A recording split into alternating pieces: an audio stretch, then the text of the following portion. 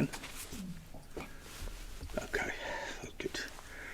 So yeah, we've got to the end of this series, which has been called Buddhism Radically Changing Society.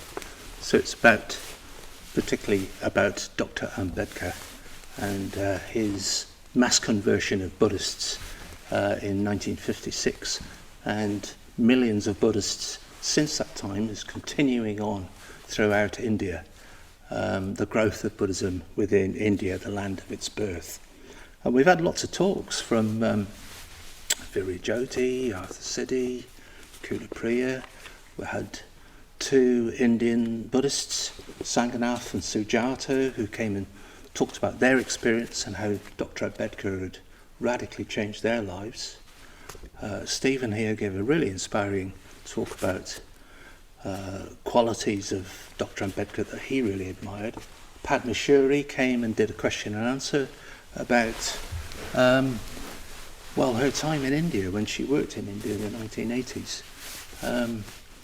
And Kalyanadi talked about Buddhism and morality and Dr Ambedkar's approach to religion without a God. So many things, so much material's been covered, and you can view it all on the Cambridge Buddhist Centre YouTube.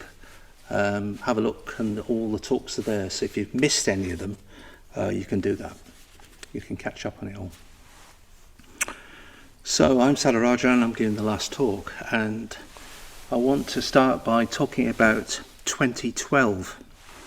In 2012, there was a TV program in India which was viewed by 20 million people. There's 1.2 billion people in India, but most of those people don't have TV sets, but 20 million of them do, at least. And it was a poll that was conducted by TV Network there on who is the greatest Indian of modern times. So modern times being since the end of the Second World War. Who was the greatest Indian? And over 100 people were nominated. Bollywood stars, statesmen, cricketers, social reformers, all sorts of people from Mrs. Gandhi right through to BKS Iyengar, the yoga teacher. They were all nominated. And, as I say, over 20 million people tuned in for not 20 million people, 200 million people, sorry, I missed the nought off there, tuned in for the big, the big finale where it was revealed. And Amitabh Bachchan, who is the most famous Bollywood star, actually presented the final episode. And Dr Ambedkar won it by far. He was universally nominated as the greatest Indian in that time. And the website said the following, which I thought was quite a good summing up of Dr Ambedkar, actually, better than you usually get. Dr Ambedkar was the father of the Republic of India, polymath, scholar, social reformer and leader of the Dalits. Ambedkar was the architect of the Indian Constitution and also served as the first law minister of India. He was given the honorific title Baba Saheb, which means respected father. Ambedkar predominantly campaigned against the social discrimination of Dalits, of women, of the scheduled tribes and other backward castes of the Hindu caste system. He was associated with the Dalit Buddhist movement and accepted Buddhism as a religion, along with his more than 500,000 followers on 14th of October 1956. Ambedkar revived Buddhism in India. So I think that was quite a good overview, actually, of better than you often get. And since that very special TV program, Dr Ambedkar is much more prominent in India everywhere. I work in India, I have done for the last 18 years, developing Buddhism within India, within Sri Ratna. And I've really noticed that he's much more prominent on billboards, on TV, since 2012. He was already pretty popular, but he's much more popular.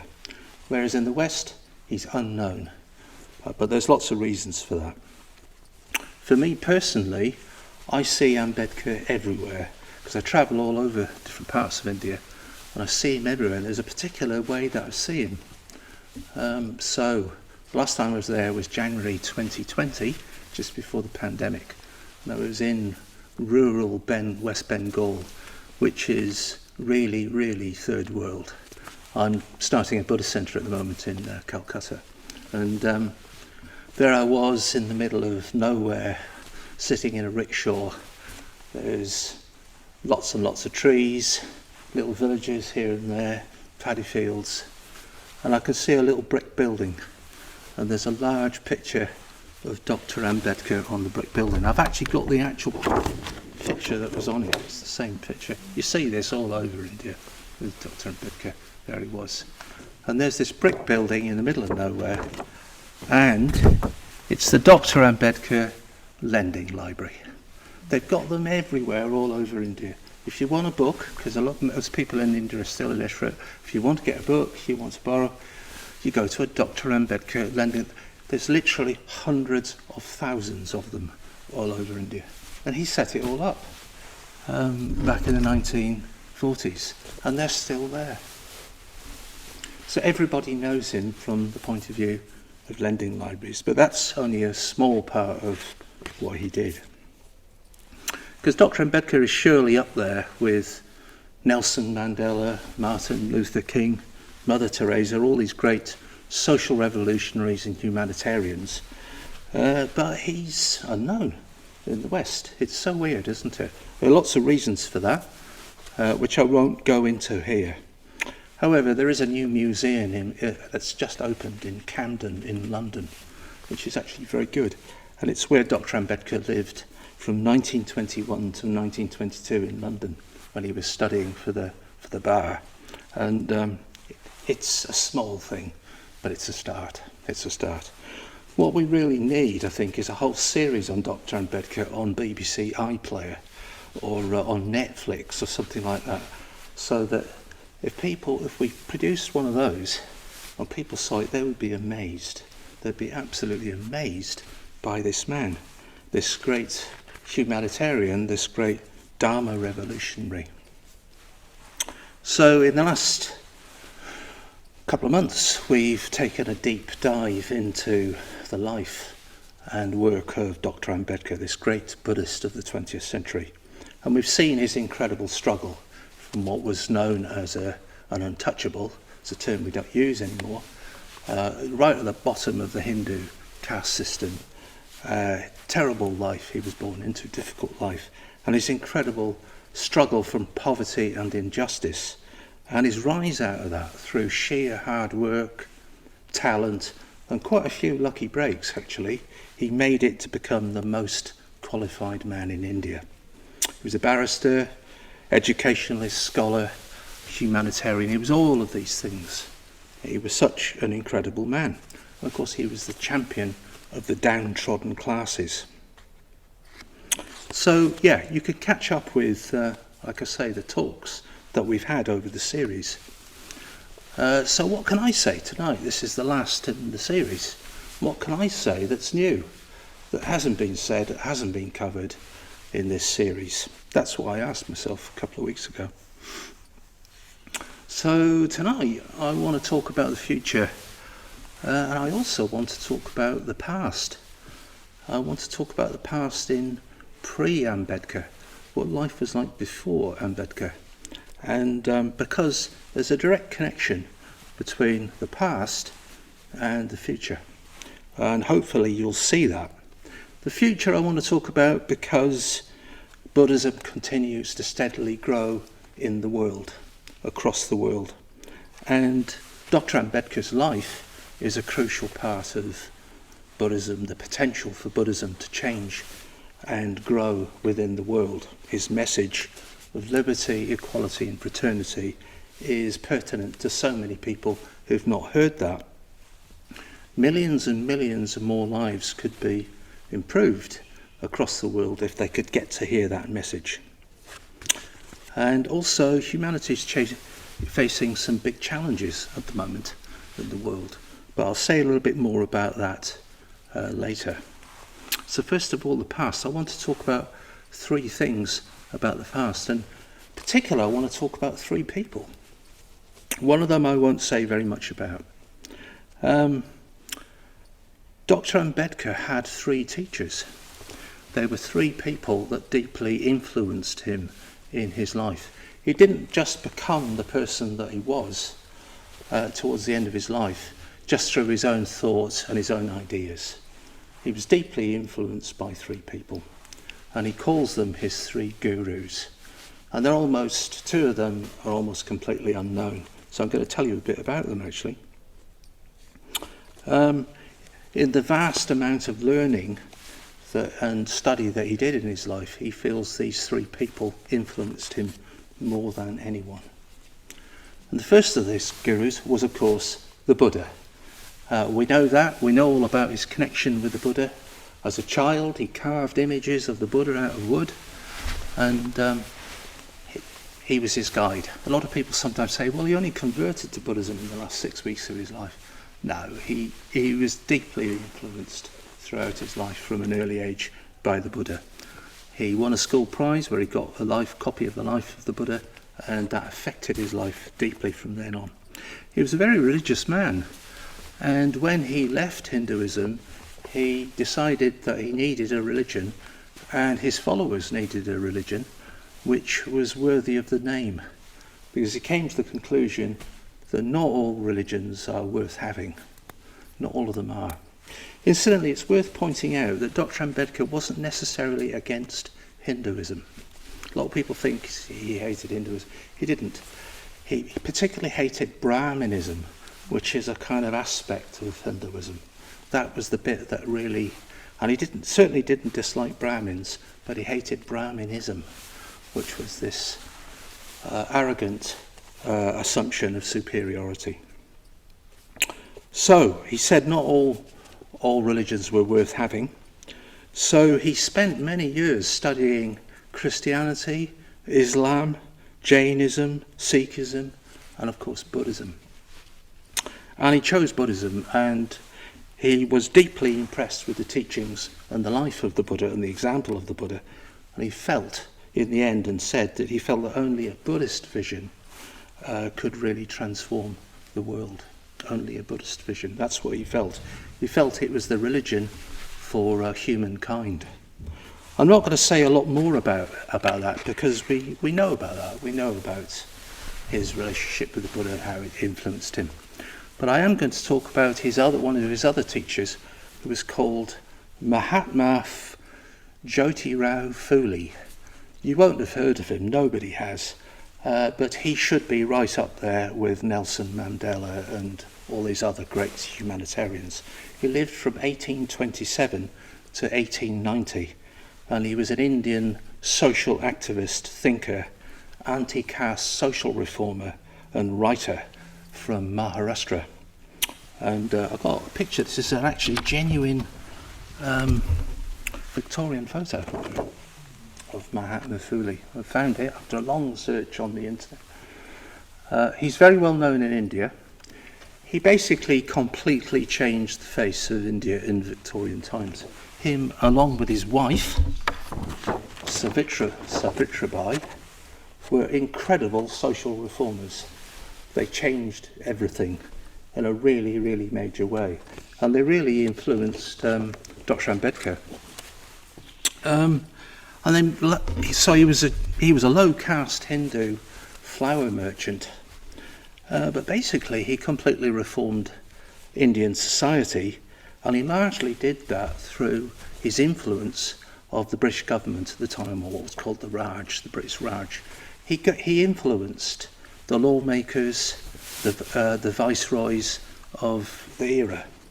He educated himself at a time when it was hard to get education, so there's the connection with Dr. Ambedkar. And he basically set up education and schools right across India. He just spent most of his life, because there just weren't schools, even for high caste people. He particularly changed things for women in India, Before Fuli, women were not people in India. They had no human rights whatsoever of any caste. Women were seen as the property of their fathers or their husbands.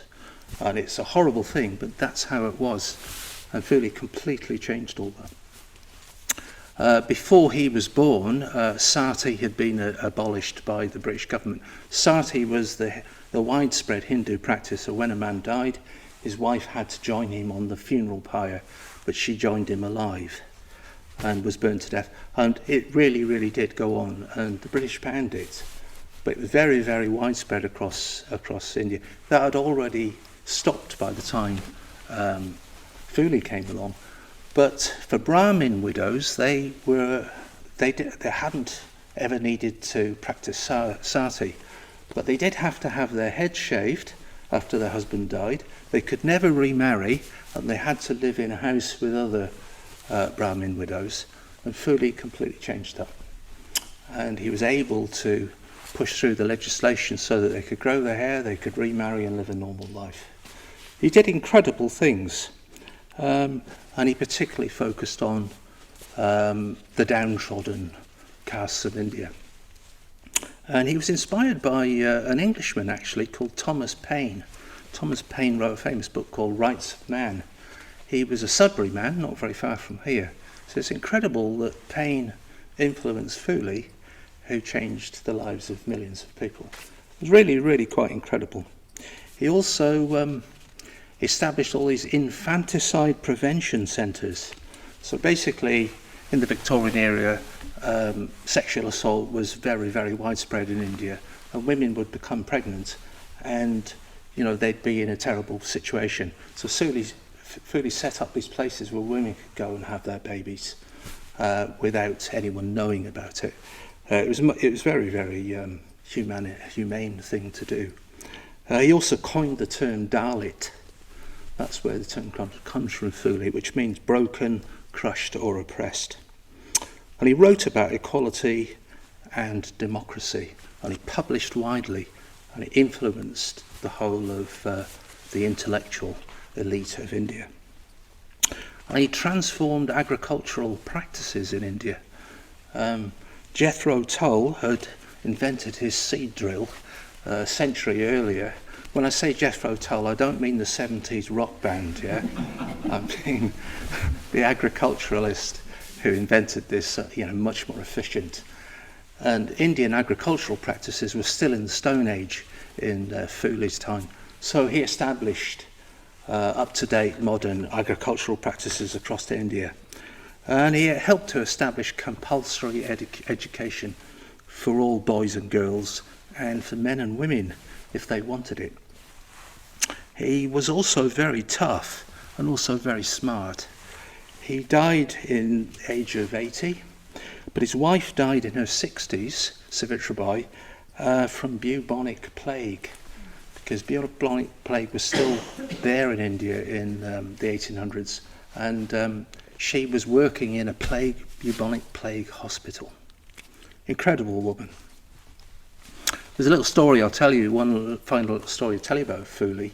He made a lot of enemies because he was so good at what he did. And two men were hired to take swords and go into Fuli's house at night while he and his wife were sleeping. But Fuli heard them coming up the stairs, so they came to the bed and they had the swords raised like this. They're about to kill them both. And Fuli said, "Stop." He said, "Who are you? Why do you want to kill me? I haven't done anything against you."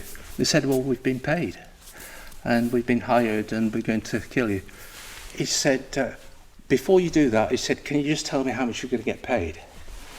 And they said, 1,000 rupees, Sahib. And he said, "Oh, great." He said, "I'm so pleased. Guys from your caste are actually getting paid properly." "Okay," he said, "there's my neck. Off you go." And they couldn't do it. And they just fell down on their knees and they were unable to kind of carry it through. And one of the guys actually became his second in command and spent the next 30 years working for Fuli throughout his life. It's an incredible story, and it is true. There's so much more I could tell you about Mahatma Fuli. He is a truly incredible, and his wife was an incredible woman. Anyway, I want to move on to the last of the gurus, and that is a poet. He's called Kabir. Kabir, a very famous poet in India, actually, but he was one of Dr Ambedkar's gurus, as he saw him. And he was very unorthodox, and he lived in Varanasi, which is the kind of Hindu Jerusalem, if you like, in India. It's the holiest city of India. And he lived in the 15th century. And he came from a very low caste family of weavers. But he was a poet, and he was deeply religious, but he would not cleave to any particular religion at all. He could not be pinned down. And he wrote very beautiful and inspired poetry. However, he's mostly known for his very direct pointing of the realities of life.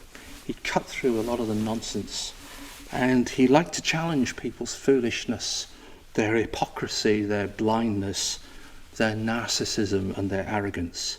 And he would say to me, "Hey you idiot, don't you see? This is the reality. This is just, you're a fool." He was always saying this to people through his poetry. Amazingly, he was very popular. And it seems he was a kind of equal opportunities offender. He kind of offended everyone, from the highest to the lowest. He didn't care. He spoke truth to power, as it were. And he particularly enjoyed attacking religious orthodoxy of the time. He cared nothing for status or caste. Priests and gurus, he really enjoyed attacking them. And so here's an example of the sort of thing. "Me, warrior, me, bigwig, me, the chief's son. I make the rules here." It's a load of rubbish. Laughing, skipping, tumbling, we're all headed for death. In the blink of an eye, the king will be separated from his kingdom. So Kabir pointed directly at the vanity and arrogance of the people around him. And today he's revered as a great saint. He's celebrated at Indian literary festivals as a genuinely free thinker. In 15th century India, pen and paper were scarce, so people remembered things through verse. Poetry was a very important medium for people. So a lot of his verses are very well known, and weren't well known at that time. Here's one. "A learned man's knowledge will be of no avail to him if he doesn't have control over his tongue. When you were born in this world, everyone laughed while you cried. Do not conduct yourself in a manner such that they laugh when you are gone." So Kabir was always looking for the real, authentic spirituality, not the bogus kind. His poetry is wise, and it centres on the real beauty of everyday life and of the spiritual life, the beauty that we often miss because we're caught up in our vanities. So he was a bit like the Alexander Pope of India. "Love does not grow on trees, nor is bought in the marketplace. If one wants to be loved, one must first know how to give love." So that's Kabir. And he deeply influenced Dr Ambedkar, particularly in this sort of direct pointing, which of course Ambedkar was famous for. So these are Dr Ambedkar's three gurus, and you can see the effect upon Ambedkar of Mahatma Fuli and Kabir, and of course the Buddha. For myself, I particularly appreciate Mahatma Fuli, and when I was last in India, I got to go and see what's known as the Fuli Wada in Pune. Pune is a very big city, like the size of London, and I went and I found Mahatma Fuli's house, but it was closed. But things in India are not like the National Trust. When the National Trust is closed, you really can't go in. But in India, there's always a bit of backsheesh that you can pay, and you can so I did that, and I went in, and I was so moved in this very ordinary kind of house, which is now a museum, this is where one man and a woman absolutely changed a subcontinent. I just fell down on my knees in tears when I was there. So that's the past. But as we'll see, it has an effect on the future. And by the future, I mean the possibility of Buddhism spreading across the whole world, what we call global Buddhism, even transforming the world. Dr Ambedkar believed that Buddhism had that capacity, and he believed that Buddhism was the religion for mankind. So here's a few statistics for you. There's currently said to be 635 million Buddhists in the world. That's 7.1% of the world population. And 244 million of them are in China. There's actually only 9 million in India. It's the world's fourth largest religion. The first being Christianity, secondly Islam, thirdly is Hinduism, and fourth is Buddhism. It's the only major non-theistic religion. And Buddhism has grown enormously in the West in the 20th century, particularly in the last 30 years, I'd say. I got involved in Buddhism 48 years ago, and back in 1973, it was still difficult to find major Buddhist texts. I was finding it hard to find them. Genuine meditation teachers were hard to find. Retreat centres scarcely existed in the UK, and there were very few experienced Buddhists. Now there are thousands and thousands and thousands of them. Today the situation has completely changed. It's so much better. Everybody's heard about meditation and mindfulness. Most people know who the Dalai Lama is. The Dharma revolution is happening in the West, but it takes lifetimes. It takes a really long time to do. The founder of our own movement, Sangha, was once asked about this, and he said, well, but he didn't feel that Buddhism had really got going yet on planet Earth. And he was asked how long that might take. And he said, it might take a few million years. And he did it with a straight face. You know, when Bhante said something, he usually really meant it. And that's just a vast idea, isn't it? So the Dharma revolution is growing in both the West and in India, the land of its birth. It's been revived there. As I say, I work there, and we've got scores and scores of Buddhist centres in India, retreat centres, social projects, medical projects going on, and adult literary classes, famine relief projects. And instead of hundreds of people coming through a Buddhist centre like this, like we've got here in Cambridge, thousands will come through every week in Buddhist centres. The scale of Buddhist practice is vast in India. We're doing the same practices, the metta bhavana, the mindfulness of breathing. We're operating in exactly the same way. People wear cases, but it's just on a much, much bigger scale. But we could easily have 5 times the activity that we have if we had more money to set it up and we had more Dharma teachers. So Buddhism is growing in the East and the West. And given, a few hundred years perhaps, it could transform the planet and transform it by peaceful means. Why not? The other methods are not working, are they, in the world? So why not use peaceful means? The other methods are getting nowhere. And Buddhist teachings have got the basic toolkit for a better life for humanity everywhere. We've got meditation, Sangha, mindfulness, metta, equality, non-violence, morality, ritual and devotion, wisdom, friendship. We care about other people. We've got all these things going for us. That's what everybody wants, everywhere, it seems. Buddhism adapts itself to each new age and circumstances. So Sangha once said, Buddhism is in fact not an Eastern religion. It is a universal religion. Even though Buddhism originated in India, it spread over the whole earth.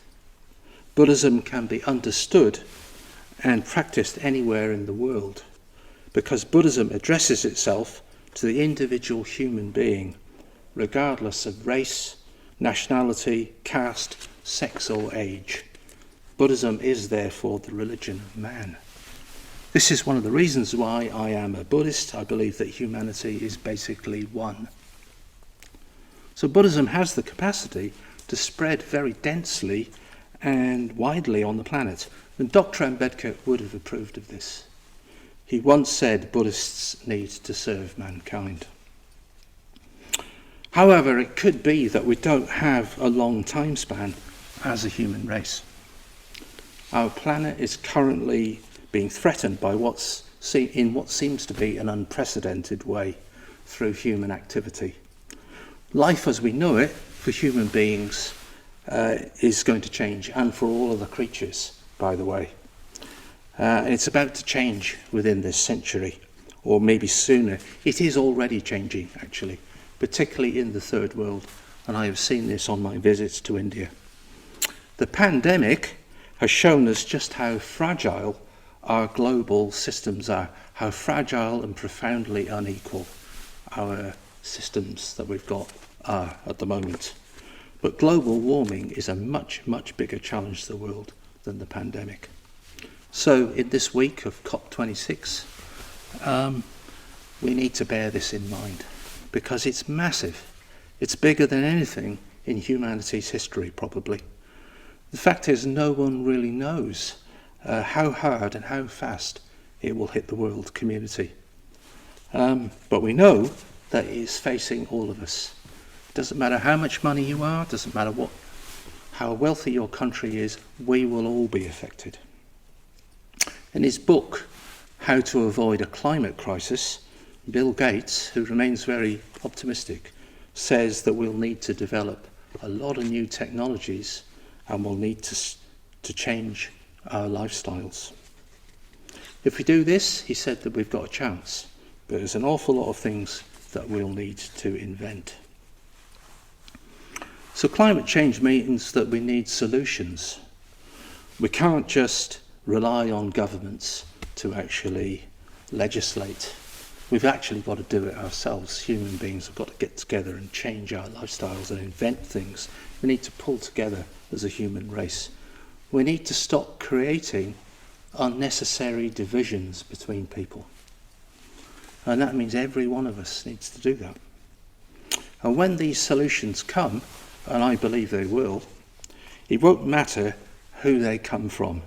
It won't matter what colour their skin is. It won't matter what caste or what class they come from. It won't matter what their gender is, or their religion, or their sexual orientation. That won't matter at all. What matters is they've got solutions. So the wealth of nations needs to be subservient to the health of the planet. Us human beings will really need to radically change our lifestyles, and that's not going to be easy, but we'll have to do it. And us in the rich West can no longer continue living off the backs of people in the third world, because the world's at a tipping point. It could be one world, or it could be no world. The human race could easily become extinct within this century. So we need the spiritual vision for humanity, which is exemplified by the Buddha, the vision of liberty, equality and fraternity. We need the direct truth pointing that was exemplified by Kabir.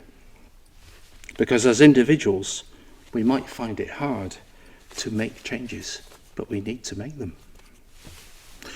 We will need the radical kindness, compassion and social justice and equality shown by Mahatma Fuli and Saddharaja Fuli, so that we don't polarise and exploit each other in the future.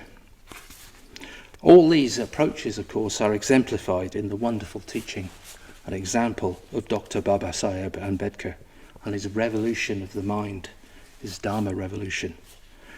And his example shows that radical change can happen. Human beings can do that. Across the world, generally, Buddhists tend to not be very materialistic and vast consumers of resources. The teachings discourage that. We don't build private space rockets or become oligarchs. Most of us humble, ordinary individuals who don't waste the world's resources. We don't discriminate between races and castes. We tend not to eat animals on too many animal products. We value the natural environment. We live ethical lives where we deeply consider the consequences of our actions. We wish all beings well. We try to change our minds so that our actions are skillful and creative. I think this is a blueprint for a new world.